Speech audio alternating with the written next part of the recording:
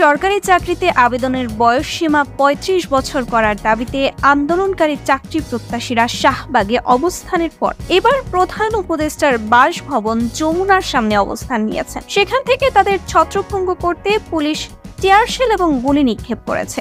আজ দুপুর ১:১টার পর এই ঘটনা ঘটে। দেখা যায় আন্দোলনকারীরা প্রধান উপদেষ্টার বাসভবনের সামনে পৌঁছানোর পর তাদের ব্যারিকেড দিয়ে আটকে দেয় পুলিশ। তখন সেখানে আন্দোলনকারীরা বিভিন্ন স্লোগান দিতে থাকেন। পরে তাদের ছত্রভঙ্গ করতে পুলিশ কয়েক রাউন্ড টিয়ারশেল নিক্ষেপ করে। জানা যায়, প্রধান উপদেষ্টার বাসভবনের সামনে সভা সমাবেশ করার বিষয়ে আগেই নিষেধাজ্ঞা ছিল, কিন্তু আন্দোলনকারীরা পুলিশের নিষেধ অমান্য করে প্রধান উপদেষ্টার বাসার সামনে যায়।